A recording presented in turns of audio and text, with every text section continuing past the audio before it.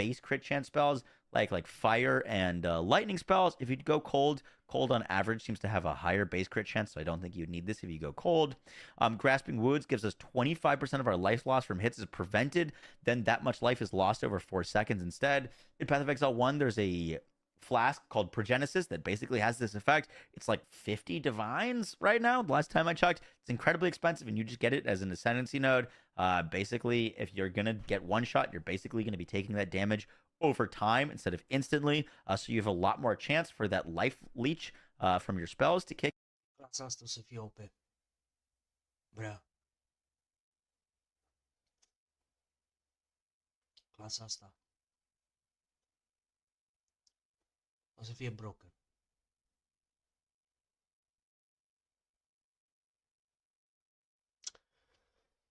Mie mi se pare un pic ciudată, dar cred că dacă, nu știu ce build ar fi ok pentru clasa asta, dar clasa în sine e șmecheră rău, adică ascendancy-ul ăsta de Witch. Foarte mulți o să joace clasa asta. Gândește că 1% of critical damage per 40 life, da? O să faci life stacking, automat îți crește și critical damage. Plus îți dă base critical hit chance for spells. 15%. Huge.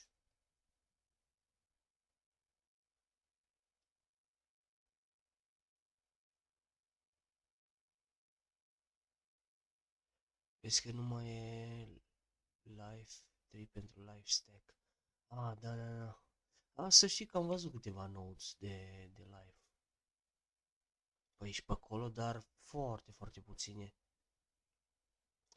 Da, faci life stacking din items.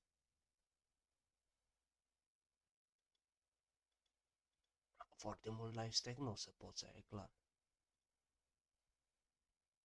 Kick in and heal you and survive. Da, oricum, deci, plus că gain energy shield from equip body armor as extra maximum life, bro. Deci, uite. Hai să dau mai sus. Da. Gain energy shield from equip body armor as extra maximum life. Îți iei un body armor pe care o faci cât mai mult energy shield posibil, care totul se pune în maximum life.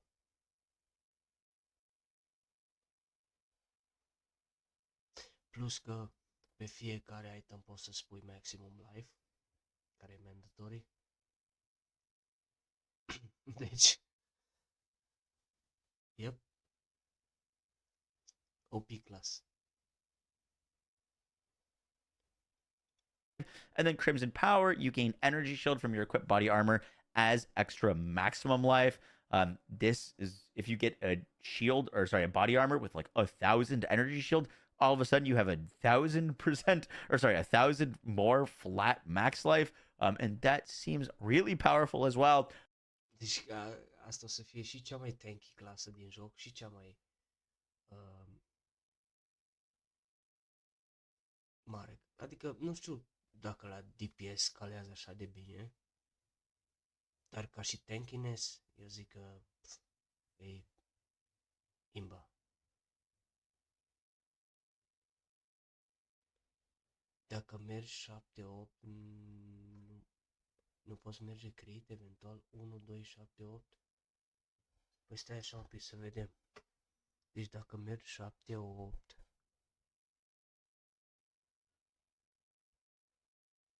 nu poți merge crit.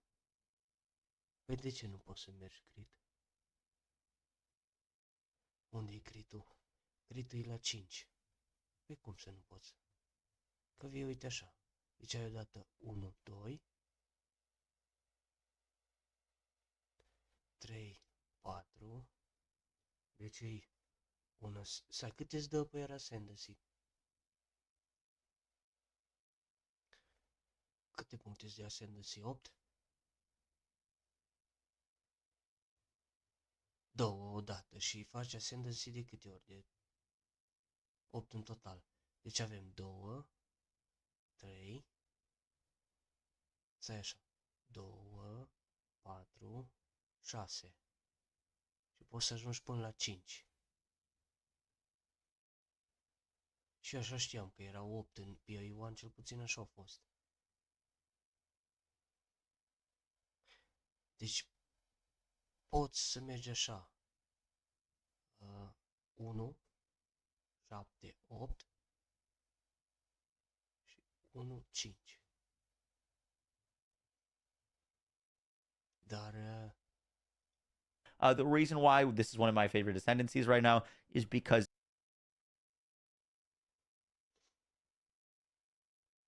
da.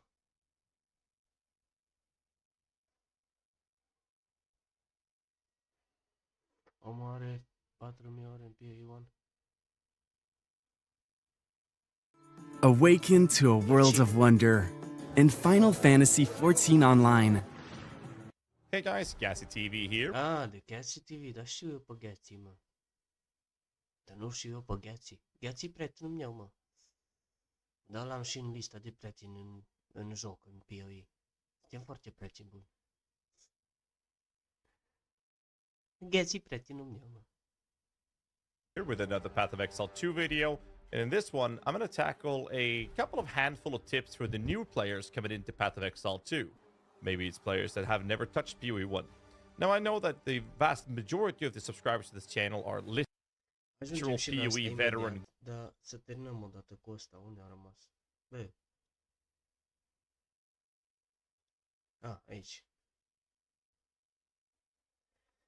Și zici că nu mai ajunge pentru 6, 6 fiind base critical hit chance. Și 7 și 8 ce era?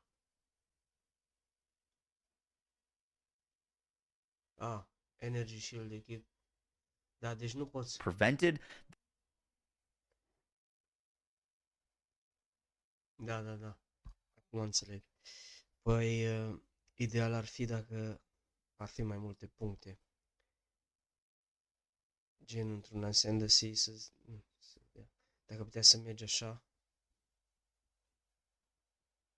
ar fi imba.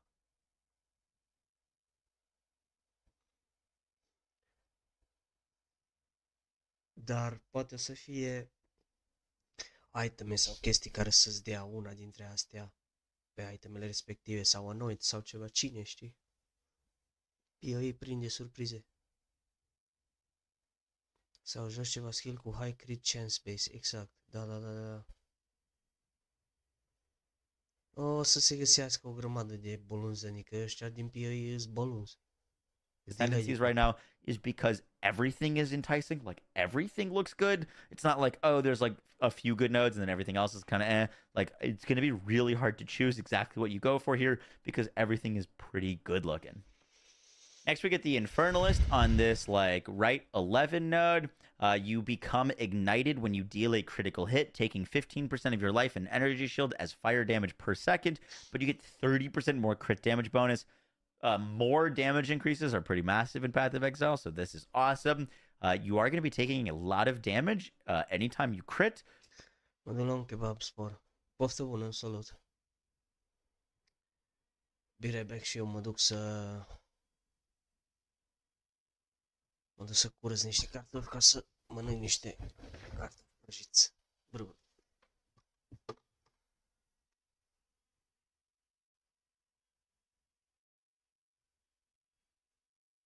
De sărbători, fii responsabil și stai mereu alături de cei dragi. Unibet. Joacă responsabil. Oh, howdy all, grab yourself a drink. It is time for some Path of Exile 2 discussion. Grinding Gear Games today dropped the major live stream announcement for everything that Path of Exile 2 is going to look like when early access starts in 15 days' time. Now, there's a lot to unpack in this, and there's also more that you can watch as well. I've gone through and recorded everything that I can find, wrote it down into a bunch of notes, and I'll go through that now in this video. but there's also probably going to be things that I missed. So if you want to check out Grinding Gear Games' official launch video and discussion, I'll put a link to that down below as well. Important to note that there's a number of things in there that only appear for a couple of frames, so happy hunting. As I said, there'll be things you'll find I didn't find, there'll be things I found you didn't find. Let's start though with the highest level overview of what they're doing with Path of Exile 2. This is going into early access. What that means is that it is not yet at a point where they are willing to call a game completely finished. That means that there's going to be things that need to be improved in the future.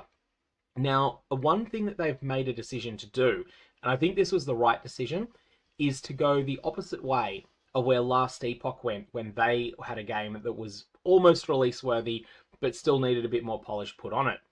With Last Epoch, the game polished the campaign first and left the endgame a bit sparse. And that's the way that Last Epoch still is today. I do think it is the second best ARPG on the market at the moment.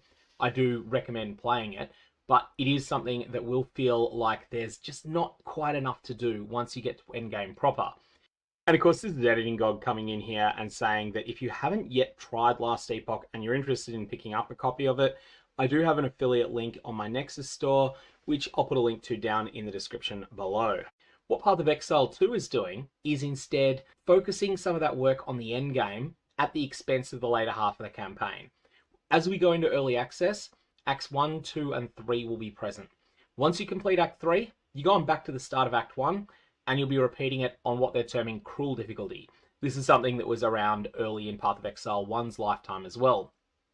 Once you complete Act 3 on cruel difficulty, then you gain access to the endgame. The drawback for this is pretty obvious. It's going to mean that the earlier acts are going to feel a bit stale.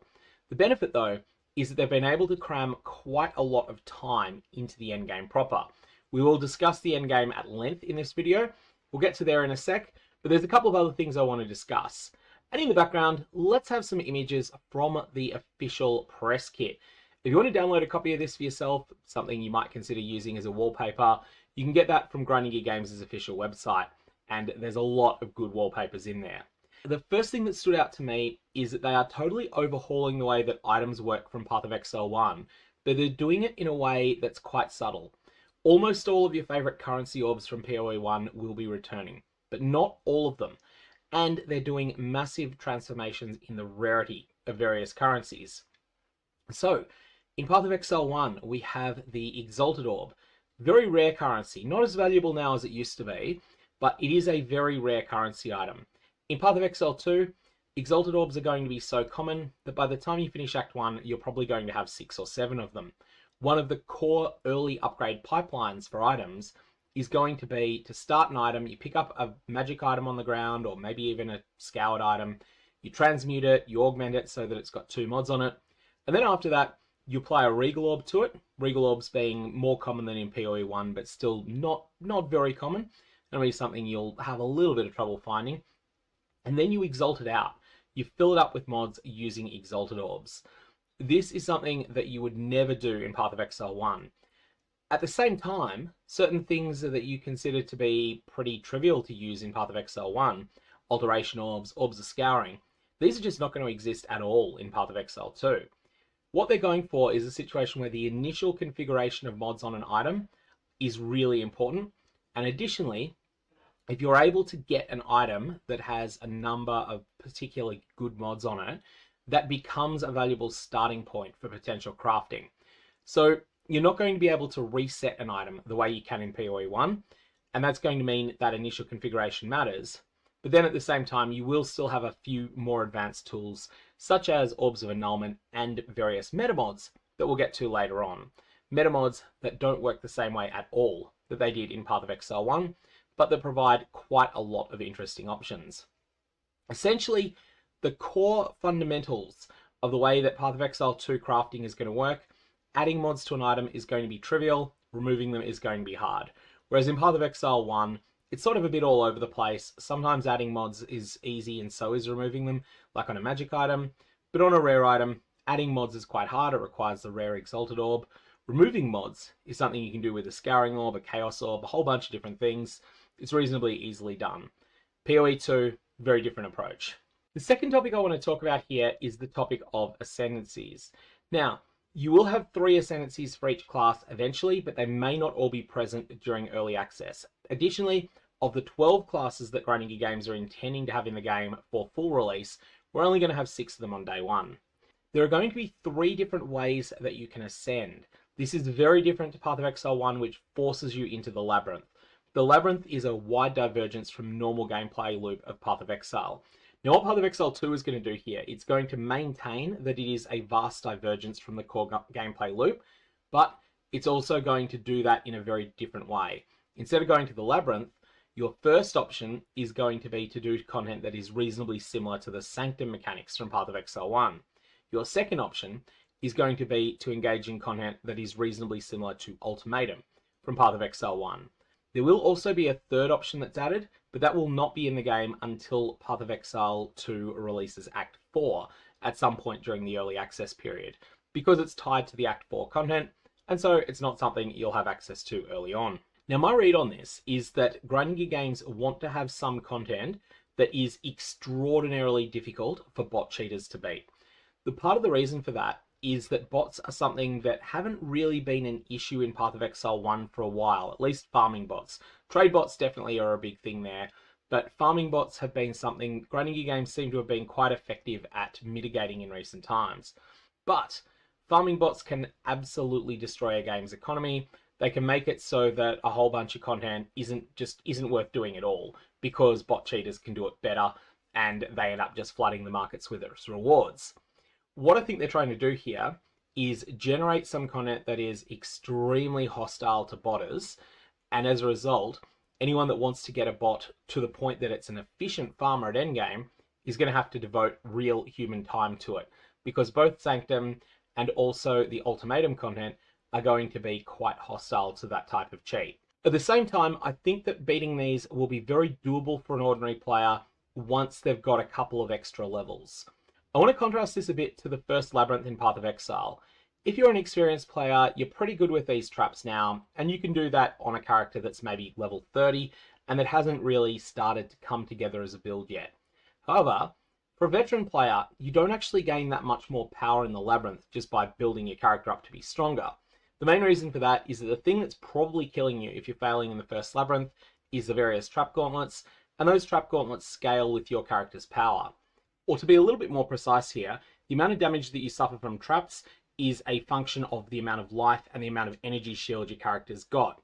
So increasing your life pool paradoxically actually makes these things hit harder and doesn't make it easier. It makes it harder because it puts more pressure on your life recovery than it would otherwise have. So leveling up doesn't make the Labyrinth easier. Contrast this to the new implementation of Sanctum, the Trials of the Sekhma, where gaining additional levels is going to mean that you will be able to clear through the area faster and focus more on defeating the traps. But also, your character's defenses are going to result in you being tougher in the Sanctum as well. So there's a whole bunch of things working together to mean that once you've picked up 3, 4, 5 levels more than you're intended to have, you should be able to just go back and absolutely crush that content, assuming that you're a human being doing it. It's much harder for a bot to do it, and I think that's the intention here. The key difference, though, is you're going to have some choice here. You're going to have some flexibility in the exact way you want to handle it, and that's going to be something very interesting. They haven't spoiled very much of what's contained in the actual ascendancies themselves. There are a few little things like the Acolyte of Chayula that we had on the screen before, and the Witch Blood Mage ascendancy. There's a couple of other ones as well, and they've been collected together on the Path of Exile 2 subreddit, but there's not a huge amount of information. I think this is something that they're sitting on to tease out over the next little while. But let's face it, I know why you're all here. You're here because you want to know about Path of Exile 2's endgame. What is it going to look like when you start running maps? And how are they going to be organized? What sort of equivalents to Path of Exile 1's Atlas are we going to have? And how exactly is that going to work? Well, this is in many ways a spiritual successor to Delve, maybe with elements of synthesis.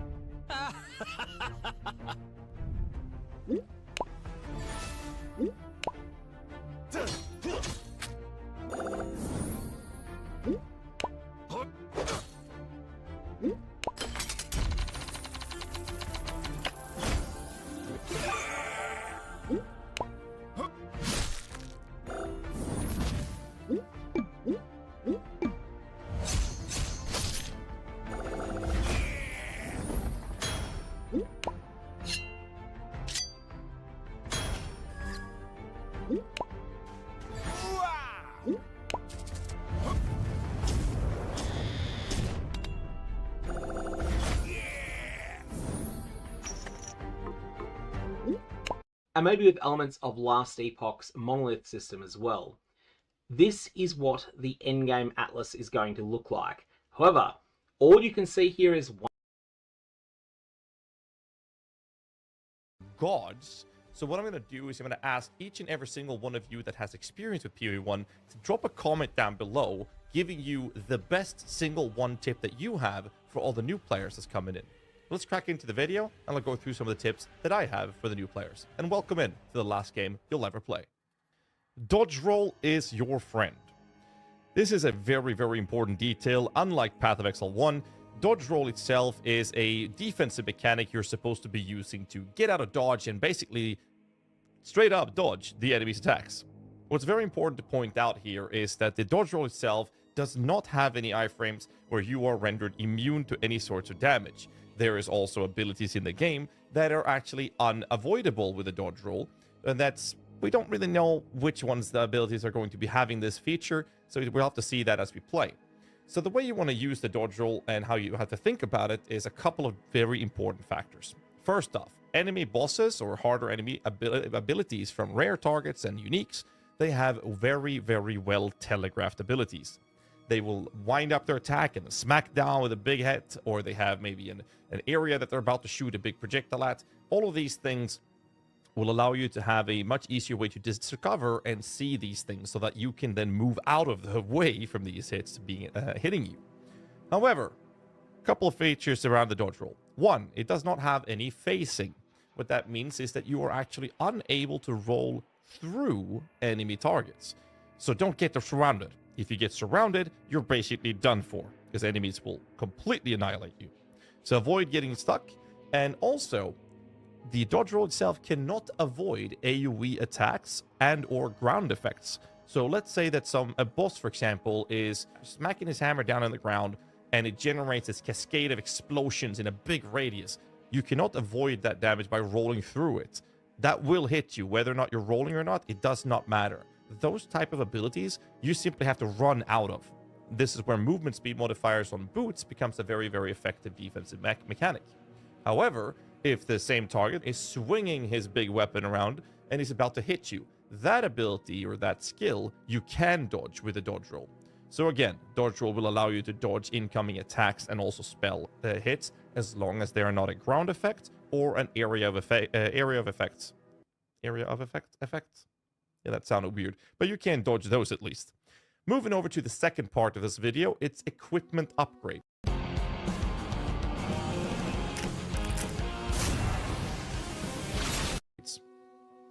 PoE 2 puts a lot of emphasis on finding upgrades on the ground and also provides a lot more crafting materials compared to PoE 1.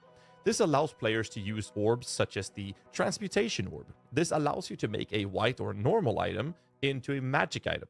And a magic item can have one or two modifiers. If a magic item only has one modifier, you can use an Augmentation Orb, adding another modifier to a magic item. And after this, you've capped out a magic item. Other crafting materials that can be effective and be used early game comes in the form of, say, Regal Orbs. This turns a magical item into a rare item. A rare item can have up to 6 modifiers, and you can add more modifiers to this item by using the Exalted Orbs, which is seemingly very commonly dropped in Path of Exile 2 and also confirmed by Jonathan in various interviews over the past 2 weeks. The important piece of information to pick up on this topic is in fact that equipment upgrades is extremely important for the general power of your character's efficiency. This can be seen in the general playthroughs from a bunch of us content creators out there, and one of the ones I'm going to mention in this is actually Subtractum's Sorcerer video, where he drops on the very first target an extremely powerful staff. This staff basically made him do so much damage that he was walking through a lot of the content in the early stage of the campaign. And this just puts another emphasis and confirmation in the importance of equipment upgrades as you're playing. The next topic is going to be skill gems and support gems. As you progress, you'll find yourself getting uncut skill gems and uncut support gems. Now, you can always follow a guide. I myself post a lot of guides for a variety of ARPG games, mostly for PoE, which will be found on Icy Veins later on, and this will help you navigate the vast amount of options. However, for the early access, this is actually going to be impossible. so we don't have enough information available to create proper guides for people to follow. Because of this, you're basically going to have to play early access like everyone else and just explore it and find your way through this insanely difficult jungle of options. So what you should think about in the early days of the early access launch is essentially the game itself providing you a very straightforward and also easy way to help newer players make functional and good choices by having a list of recommended skills for your class. Same goes for the uncut support gem system. When you cut an uncut support gem, the game will actually list recommended support gems that will work for the skills that you currently have equipped. The best tip here is to use the recommended list provided by the game, and keep in mind that unlike other ARPGs, your skills are meant to be used in combination with one another. A good example would be how a firewall can be placed on the ground, and if you then shoot a projectile through this firewall, such as, say, Spark, it makes those projectiles deal added fire damage. The second important detail to think about skills is that some abilities will be used situationally, as a utility kit for your character. And these can come in many different forms, such as skills making enemies take or deal more or less damage, freezing or slowing them, or straight up just stunning them. And this can become very important options to have ready at hand should you find yourself in need. The next topic I think is one of the more important ones for newer players coming into Path of Exile. Because unlike Path of Exile 1, the topic of health and resistances is that there's almost no life-providing modifiers on your passive skill tree. So in PoE 2, this basic defensive modifier is now almost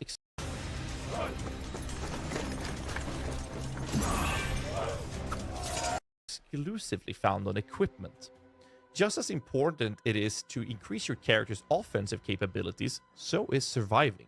Finding or crafting equipment that has a life modifier is the most effective way to increasing your survival, but so is resistances in the later stages of the campaign. Other modifiers are just as important that fulfills the same results, such as having increased movement speed on your boots as mentioned earlier, as this will make you not just clear areas faster for your offensive clearing approach, but get out of harm's way easier to fulfill the defensive benefit of moving faster. Same goes for skills that stun, freeze, or slow enemies to help you with general survivability. So health and resistances should not be scoffed at and should be something you keep in mind as you're playing through. The last tip I have for you guys is going to be covering the topic of bosses. In Path of Exile 2, there will be about 50 bosses, and when the game launches, there will be 100 bosses and more when you're playing the game. You'll find yourself engaging a lot of these during the campaign with an absurd amount of different bosses, as 50 de boși, da, numai. mentioned. Most of these will drop passive permanent buffs to Diablo are 5. your character, ranging from increasing the maximum amount of spirit for your character, all the way to having passively give you extra resistances, which, as mentioned earlier, will be a very effective way to increasing your survivability. This obviously makes it very beneficial to hunt all of these down, and they should have a clear marker on the in-game map where to find them and what they provide to help you navigate this feature of the game. We've also got confirmed that these